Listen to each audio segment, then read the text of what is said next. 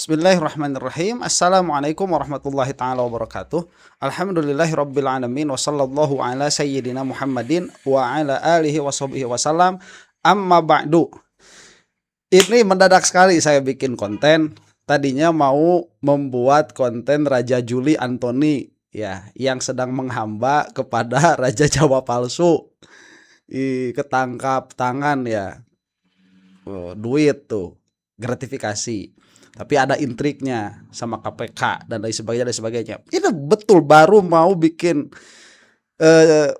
reaksi itu, muncul ini Madilog Refli Harun. Maaf Mas Roy, saya membela diri dari fitnah.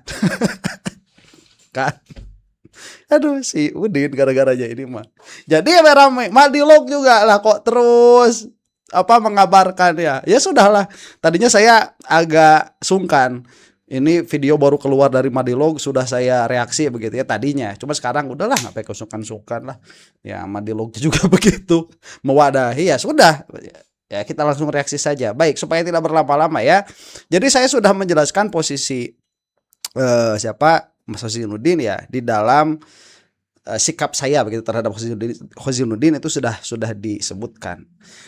Nah, itu silahkan tonton video sebelumnya lah kalau mau itu juga ya. Ini kita lihat reaksi Mas Refli Harun. Nah, sebelum kesini kira-kiranya gimana nih kalau misalkan kita agak bahas sedikit di video selanjutnya ya, Raja Juli tuh. Soalnya dia kan PSI. Dia ini kan public enemy number one-nya Jokowi, dan orang-orang yang mendukung si Jokowi juga itu sudah jadi public enemy-nya begitu. Dan ya akan menarik karena itu sudah masuk kasus-kasus seperti Wus lagi kemarin ya, seperti Morowali lagi. Pasti akan ada terus. Jokowi itu nggak bakalan berhenti dari kasus, atau setidaknya yang berhubungan dengan Jokowi. Baiklah ya, supaya tidak berlama-lama di sini Mas Refli Harun mengatakan bahwa yang bersangkutan ini, beliau ini memiliki hak jawab atas apa-apa yang dituduhkan oleh Hozinuddin. Apa yang mau dijawab dan apa tuduhan yang memang mesti dijawab oleh yang bersangkutan ini? Mari kita simak ya, check it out. Nah, karena itu kewajiban saya di sini adalah menjawab kritik tersebut, menjawab serangan tersebut, hanya menjawab, bukan membalas menyerang. Okay. Karena saya katakan saya tidak punya kisru, saya tidak punya konflik. Kalau anak muda sekarang bilang, emang gue urusin, saya nggak ada urusan. Oke. Nah, sekarang saya minta pertanyaan apa yang konkret yang harus saya jawab. Betul. Pertama soal bahwa sejak awal Mas selalu memprioritaskan, mengutamakan melakukan mediasi, dan itu katakan saja sebuah ininya ya, sebuah prakteknya adalah ketika membawa Mas Roy dan Mbak Tifa ke Pak Jimli Asyidiki yang saat itu berada di tim percepatan. Oke, kita sama-sama belajar ya. Ada satu fenomena, kemudian fenomena tersebut diambil premis mayornya. Saya membawa RRT ke Pak Jimli, lalu berarti saya mengupayakan mediasi. Atau sebaliknya, dari awal saya bermental mediasi, saya bawa ke Pak Jimli. Nggak nyambung dua fenomena itu. Pak Jimli itu adalah Ketua Tim Percepatan Reformasi Polri, kurang lebih begitu ya.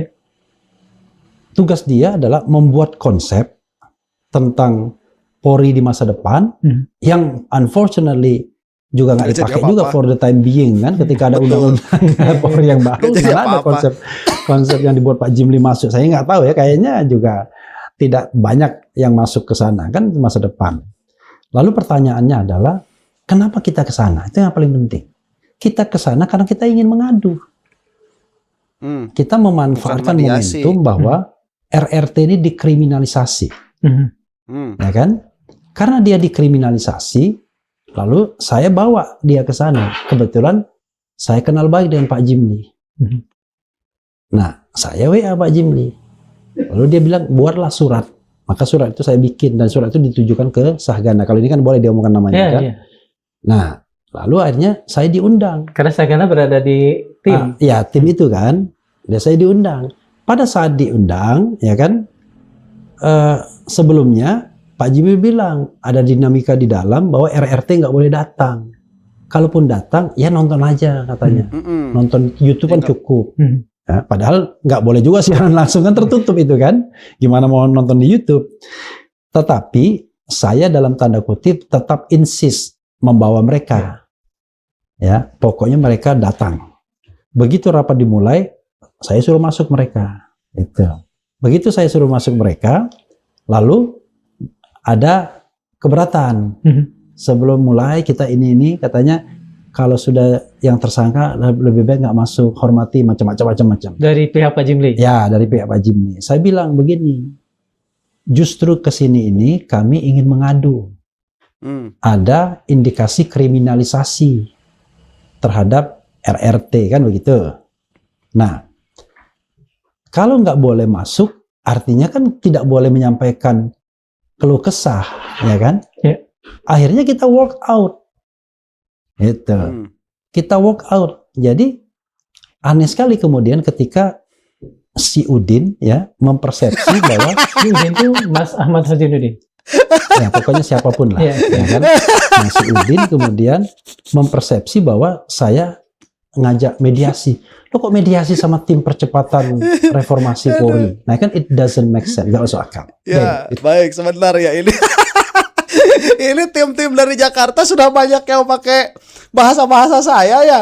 Kemarin ada yang saya dengar Pak Taufik tuh bilang Assalamualaikum warahmatullahi ta'ala wabarakatuh. Alhamdulillah, ya berarti dipakai. Itu sekarang si Udin dipakai Mas Refli Harun. Aduh, yang belum dipakai haptic feedback itu belum dipakai. Baik, ini nanti akan kita recap sedikit ya tentang permasalahan ini. Kita lanjutkan dulu nih. Si Udin. Itu jawaban saya. Silakan yang lain. Oh baik, sebentar. Baik, sampai situ dulu ya. Berarti kemarin yang mengatakan Roy Suryo dan Rismon masih ada saat itu ya datang ke Jimli Asidiki, itu yang dipermasalahkan oleh Udin. Nah itu sudah dijawab oleh Mas Refli Harun. Itu satu soal selesai ya. Pokoknya serang saja. Interpretasi saya atas apa yang dikatakan oleh Mas Ahmad Fajruddin adalah Mas Refli membawa RRT lah gampangnya ya. RRT ke Pak Jimli, ke tim ini. Kemudian untuk mencari kemungkinan Pak Jimli mencari jalan ke Solo. Apakah betul seperti itu? Itu dari mana lagi tuh cara menghitungnya gitu? Itu it doesn't make sense, nggak masuk akal. Kalau saya mau bawa dia ke Solo, nggak perlu Pak Jimli. Saya aja bisa. Hari ini saya telepon ke Solo atau telepon orang-orang yang barangkali ada lingkarannya, kan kita tiap hari ketemu sama orang-orang itu berdebat di televisi. Ngapain saya menggunakan Pak Jimli? Kan begitu. Jauhan. Jadi maksud saya nggak masuk akal. Karena feeling saya Pak Jokowi ini pengen sekali dia ada jalan keluar bagi dirinya sendiri. Tapi saya tidak mau membahas itu. Yang ingin saya bahas adalah nggak masuk akal. Kalau saya mau berdamai dengan Solo, lalu saya datang ke tim percepatan reformasi, itu sama saja saya mau pergi ke katakanlah ke Monas, which is dekat sini, tapi saya ke Kebonjeruk dulu mas saya. Muter nggak karu-karuan. Memang saya nggak punya akses untuk langsung pergi ke suatu tempat yang dituju kalau saya mau. Kan walaupun kita tidak pernah berhubungan, kan membuka aksesnya kan nggak akan sulit gitu loh. Mas Fajruddin juga mengatakan secara terbuka menuduh Anda sejak awal tidak sungguh-sungguh membawa perkara ijazah Jokowi di persidangan. Ia menilai Anda justru cenderung menghendaki mediasi seperti yang tadi saya katakan SP3 atau jalan damai. Apakah ini benar? Nah ini menurut saya tidak sopan. Kenapa tidak sopan? Saya itu kan tidak satu kelompok, tidak satu tim sama Udin kan. Kan saya kan punya tim sendiri. Jadi tim saya itu namanya awalnya Bala RRT. Di mana saya menjadi salah satu koordinator di sana. Setelah Rismon belok, lalu Jagir boyong teman-temannya. Jagir Jamada Girsang. Ya, Jamada Girsang. Maka tim itu jadi Troya. Siapa yang membentuk Bala RT? Siapa yang membentuk Troya? Ya prinsipal. Yaitu Roy Rismon Tifa untuk Bala RRT, Troya yang bentuknya Mas Roy dan Dr. Tifa. Kita ini orang yang di-hire oleh mereka walaupun pro bono. Ya kan? Nah, setelah kita ada di Bala RRT dan di Troya, kan kita punya independensi masing-masing. Ngapain ada orang lain ngurusin kita? Setiap langkah kita, strategi kita, ya, itu sepengetahuan dari prinsipal. Nah, kalau misalnya si Udin berkeberatan, harusnya kan yang dia marahin Roy Suryo, yang merupakan klien dia. Kalau dia berani, kan begitu. Anda nggak sopan. Kita sudah memasang strategi, kenapa Anda kemudian ada di tim lain strateginya berbeda? Tetapi, menurut saya bahwa sejak awal tidak ingin persidangan itu begini. Saya ingat omongan Dr. Taufik hari ini. Taufik Solo. Ya. Okay. Ya, apa tugas seorang lawyer, seorang pengacara, seorang advokat? Satu, membebaskan kliennya kalau mungkin. Oke. Yang kedua adalah meringankan kliennya kalau tidak mungkin membebaskan. Itu aja tugas seorang klien. Lah sekarang pertanyaannya adalah membebaskan klien itu dari mana? Dari from the beginning. Mulai dari proses penyelidikan, penyidikan, dan lain sebagainya. Harus dijelaskan bahwa setiap stage itu klien dibela sebaik mungkin. Betul. Salah satunya adalah mematahkan semua proses ini sehingga mereka kehilangan legitimasi untuk melimpahkannya ke pengadilan misalnya. Pertanyaannya adalah, kalau kita melakukan langkah itu, kira-kira setuju nggak kliennya? Kalau kliennya nggak setuju, dia sudah protes. Nah pertanyaannya adalah, Anda mau berperang dengan seseorang, lalu Anda menggunakan orang lain, leher orang lain. Kira-kira ya saya katakan, kalau misalnya dua klien ini ditahan, kira-kira apakah mereka rela? Misalnya tanggal 13 November, mereka berhasil tidak ditahan. Tanggal 22 Juni, mereka juga tidak ditahan. Saya tanyakan ke Mas Roy sama Dr. Tifa, suka nggak mereka tidak ditahan? Apa mereka akan marah-marah? Apakah mereka akan mengatakan, ditahan saja saya, karena saya ingin melawan Jokowi, biar kelihatan zalimnya Jokowi? Ya tanyakan sama mereka. Ya itu masih Udin, dia makanya betul kan, betul ini mah si Udin mah mau, dia punya dendam kesumat sama Jokowi, tapi dianya nggak mau maju, dia pakai lehernya Roy Suryo, dia pakai lehernya Dr. Tifa. Ya wajar kalau Roy Suryo nggak nggak betah begitu ya sama si Udin itu. Tugas saya adalah bagaimana membuat klien ini itu tidak menderita, membuat klien ini kemudian bisa memenangkan kasusnya, membuat klien ini kemudian merasa satisfied dengan kita. Nah, kalau misalnya ada sebuah statement, ini tidak untuk Mas Roy, tapi untuk rakyat Indonesia. Kalau saya jadi Mas Roy, saya nggak mau sih pakai lawyer itu. Kenapa? Betul. Karena dia minta mandatnya dari rakyat Indonesia. Bukan dari terlalu Mas Roy. Berlebihan. Ya. Mas Roy, tanyakan Mas Roy, pasti dia minta lawyer yang berjuang untuk dia. Tanyakan ke Dr. Tifa, pasti minta yang berjuang untuk Dr. Tifa, bukan berjuang untuk rakyat Indonesia. Karena ini adalah sidang pengadilan, bukan aktivisme. Nah, itu yang bisa saya jawab. Kalau saya salah, ya kan, tanyakan kepada dua orang itu. Kalau misalnya, oh enggak, Mas Roy bilang begini, oh enggak, saya demi rakyat Indonesia, enggak apa-apa saya dihukum, tidak apa-apa saya ditahan, tidak apa-apa saya dihinakan dan lain sebagainya. Nah, berarti dia nggak cocok. Kelihatannya dia harus memecat saya sebagai lawyer kalau sikap dia begitu. Tapi kalau sikap dia bahwa saya ingin memenangkan kasus ini, ya kan? Saya ingin dikatakan tidak memfitnah, saya ingin bebas dari tudingan mencemarkan nama baik, termasuk juga memalsukan dan mengedit dokumen dengan ancaman 12 tahun penjara, saya ingin bebas dari itu, maka disitulah saya bekerja. Apakah memang Mas pernah? Sebentar ya. Nah ini coba lihat bagusnya Mas Roy Suryo dan Dr. Tifa, nggak kayak si Momon ya, si Rismon. Si Rismon, si Egi, si Damai, ya yang ngajak perang tuh. Itu mereka itu memang dari awal pengennya lepas dari permasalahan ini, lepas saja, sudah tidak mau ada perjuangan lagi begitu. Dan apakah saya protes? Apakah kita itu boleh protes? Dalam pandangan saya ya, kita nggak boleh protes. Lah mereka udah capek ngarepin Jokowi, udah mundur mereka, nggak apa-apa. Kan yang jadi protes kita sama si Momon, sama si Egi, sama si Dama itu gara-gara mereka balik nyerang sama Roy Suryo. Baik, itu simpan dia. Tadi kata Mas Refli Harun mengatakan, tanya dong sama kliennya mau apa? Mas Roy Suryo, Dokter Tifa jelas dari awal ingin lepas dari jeratan hukum ini, jelas. Karena kenapa? Karena mereka dizolimi. Siapa yang mau orang dizolimi? Nggak boleh, tuh kata fikih juga nggak boleh. Kalau kamu dizolimi sama seseorang, lepas dari penzoliman itu, nggak boleh harus terus-menerus dizolimi, itu nggak boleh. Makanya ada upaya dari Mas Roy, dari Dokter Tifa untuk lepas dari jerat hukum ini sedari awal, dari proses penyidikannya ingin sudah keluar, tetapi dengan cara yang bermartabat, bukan dengan cara ngemis-ngemis, maaf, sama si Joko Widodo, karena tidak salah. Jadi begini posisinya Roy Suryo sama Dokter Tifa ini.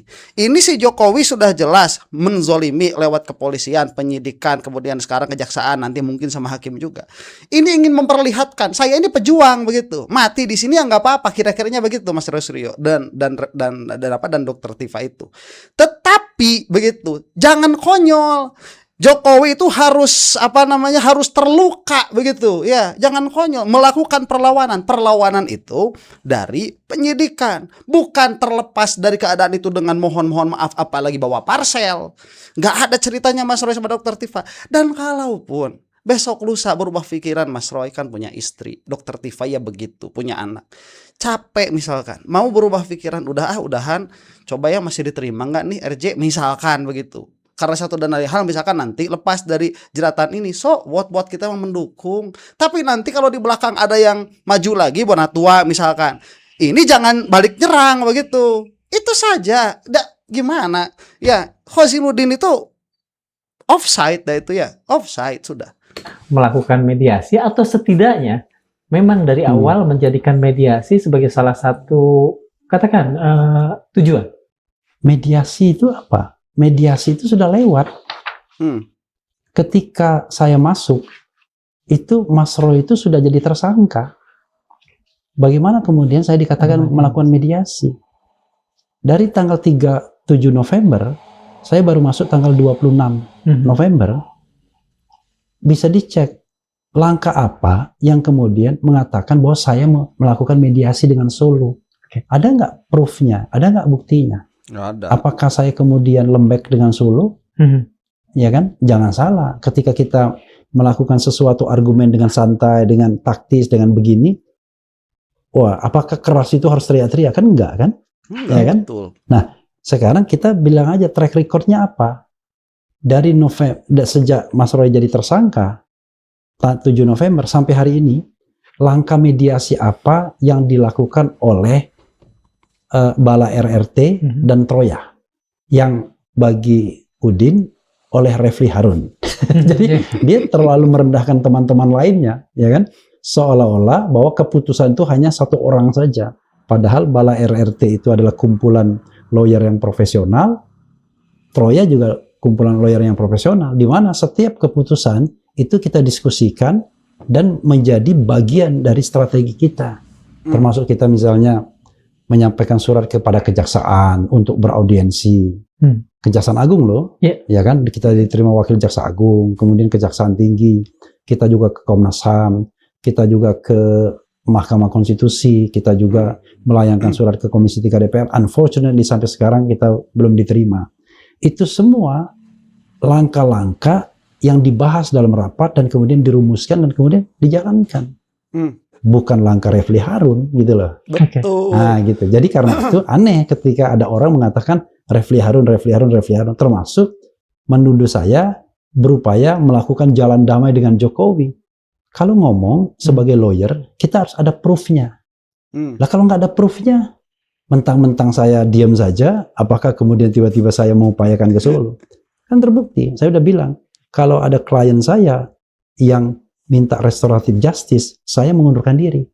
Kan sudah saya lakukan dengan respons Yanipar kan. Betul. Begitu dia belok, maka saya mengundurkan diri kan sebagai lawyer dia, dan tidak hanya saya tapi semua Bala RRT yang dari Mas Roy dan Dokter Tifa kan mengundurkan diri, dan kemudian Mas Roy dan Dokter Tifa membentuk Troya gitu.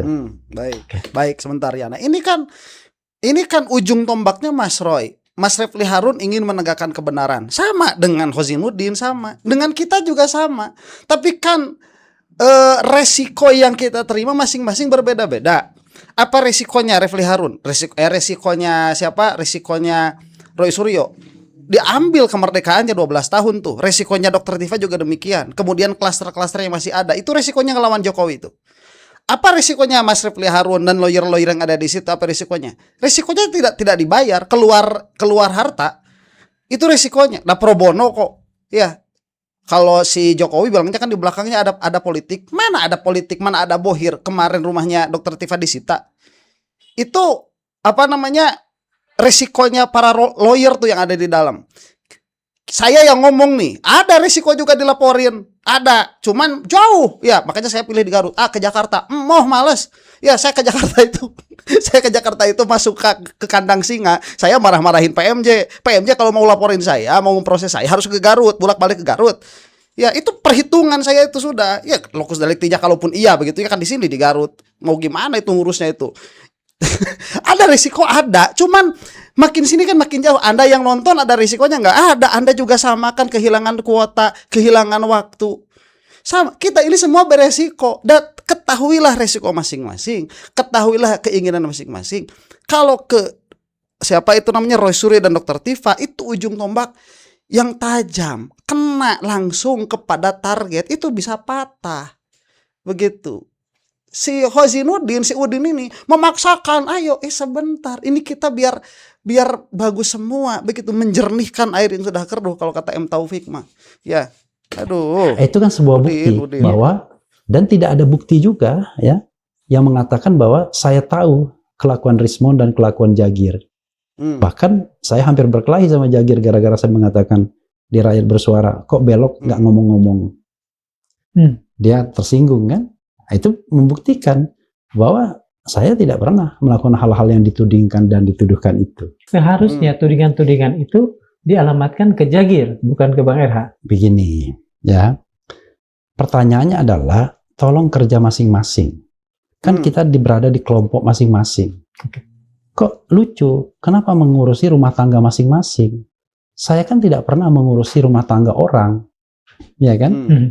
Jadi, kan ada beberapa kelompok lawyer, ada Taka, ada kemudian ada Toham, kemudian ada Troya, sebelumnya Bala RRT, ada TPDT. Kan saya nggak pernah ngurusin mereka. Saya hanya ngurusin apa yang menjadi rumah tangga saya. Jadi tidak etis juga ngurusin orang lain. Bang Aka juga menuduh Anda membawa agenda yang berbeda dengan agenda Taka. Dan kalau Taka dikatakan ingin all out membawa pada perkara pokok, sebetulnya apa agenda yang paling menjadi, katakan saja, bukan motif ya, menjadi tujuan dan keyakinan bahwa itu akan berhasil untuk klien? Jadi pihak pertama ya, sekali lagi ya, tuduhan Udin itu adalah mencampuri rumah tangga orang lain. Ngapain? Ya kan? Strategi kita, kenapa dia serang? Strategi kita itu adalah strategi yang kita diskusikan dan disetujui oleh Mas Roy dan Dr. Tifa. Ketika misalnya kita melayangkan surat ke Komnas HAM, kita beraudiensi dengan Kejaksaan Agung, kita melayangkan surat ke DPR, kita menjalankan pra-peradilan. Itu kan semua hal yang disetujui oleh Mas Roy dan Dr. Tifa. Prinsipal. Lalu kenapa kok diserang? Kalau begitu, kalau dia tidak suka, harusnya dia pecat, bukan pecat ya, dia mengundurkan diri dari Mas Roy sebagai pengacara, mengatakan saya tidak sejalan lagi dengan Anda. Lah, kok diserang lawyer lainnya? Kan nggak masuk akal kan? Betul. Hubungan grupnya Udin ya dengan grupnya saya kan nggak ada. Hubungannya tuh di Mas Roy aja. Iya kan? Irisannya ya? Iya, irisannya di Mas Roy. Jadi kalau dia misalnya tidak setuju dengan langkah Mas Roy, kan harus dibaca sebagai langkah Mas Roy, bukan langkahnya kita. Betul. Karena semua langkah itu disetujui, ya, diamini oleh prinsipal. Kalau langkah itu misalnya nyelonong dari prinsipal, nggak benar tuh lawyernya. Berarti dia merugikan prinsipal. Nah, kalau misalnya, katakanlah dia punya sikap A, ternyata Mas Roy menjalankan sikap B, ya harusnya dia protes ke Mas Roy. Jangan mencampuri rumah tangga orang lain, ya kan? Ya. Ini kan rumah tangga orang lain. Apalagi dia bawa, misalnya si Udin bawa masalah personal yang saya juga nggak tahu. Kalau kita pakai diagram Venn lah ya, Iya. saya ingat jadi pelajaran matematika SMP. Ini adalah Tokham. Iya. Kemudian ini adalah Taka. Iya. Di dalamnya ada irisan Masroy. Iya. Pernahkah antara tim Taka dengan tim Tokham ini yang sama-sama katakan saja menjaga keselamatan Masroy, pernah ngobrol sama-sama? Tokham dan Taka itu sudah fenomena yang terakhir ya. Sebelumnya kan ada Troya, ada Bala RRT di mana. Jadi kalau kita shortcut ke Tokham dan Taka, sekali lagi bukan urusan saya. Karena saya juga bukan Tokham. Saya ini orang yang cuma diajak.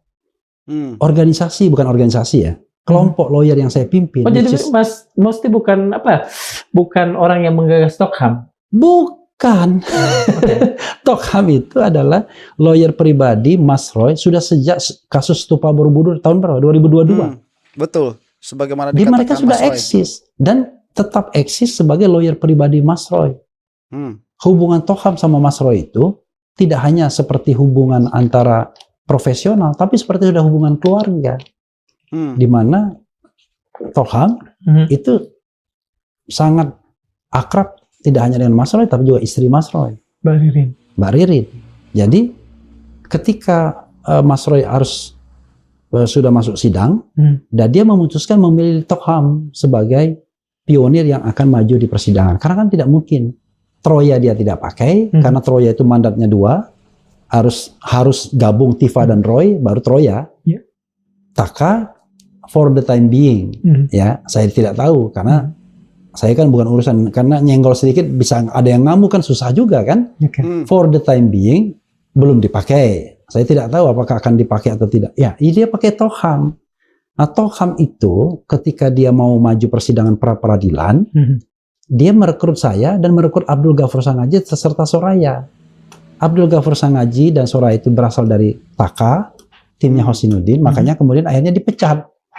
Padahal sama-sama membela Mas Roy, kan dipecat dia kan. Lalu saya masuk juga dari Troya. Satu-satunya orang Troya yang masuk cuma saya. Karena Troya lainnya itu diambil Dr. Tifa, atau tepatnya adalah Dr. Tifa dan Troya itu seperti ya satu keping mata uang yang sama, karena mayoritas Troya itu ya dari timnya Dr. Tifa, TPDT setelah Jagir dan pasukannya keluar dari Bala RRT. Nah, sementara saya sendiri cuma satu orang, single fighter. Kan ketika membentuk Bala RRT pertama kali, ya, Bala RRT itu kan yang mewadahi 3 prinsipal RRT, Roy, Rismon, Tifa, kan masing-masing mengajukan lawyernya masing-masing. Ini mengajukan, ya kan, Rismon mengajukan Jagir dan pasukannya. Kemudian Dr. Tifa mengajukan M. Taufik dan pasukannya. Mas Roy mengajukan Refli Harun only Refli Harun. Baik, ya itu. Ini terjawab sudah, silahkan tonton di Madilog ya. Saya ingin sudah menyampaikan apa yang ingin saya sampaikan begitu. Wah, masih banyak yang bilang, jangan masuk ke dalam urusan itu. Ini si Udin sudah membawa ini ke dalam permasalahan luar, dan Mas Roy Suryo tidak ada masalah saya berbicara seperti ini ya, asal tahu saja begitu. Alhamdulillah nggak ada masalah.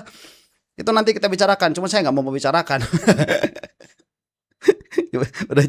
udah kayak jadi Jokowi aja, mau tapi tidak ya. Aduh. Udah, demikian. Mudah-mudahan kita semua ada dalam waktu Allah Subhanahu wa taala. Termul, mudah-mudahan cepat binasa. Si Udin mudah-mudahan cepat tobat ya dari permasalahan ini. Udah minta maaf, balik lagi, berjuang lagi bareng-bareng. Ini jangan dibahas-bahas begitu. Minta maaf, selesai ini urusan. Si Udin minta maaf, selesai ini urusan. Si Udin malah senggol-senggol lagi. Lewat khalifah apa segala macam. Udah itu mah out lah, udah out, udah jadi penyakit itu. Kebanyakan energi. Demikian ya untuk Anda yang bukan termul. Wallahu taala a'lam bishawab. Assalamualaikum warahmatullahi taala wabarakatuh.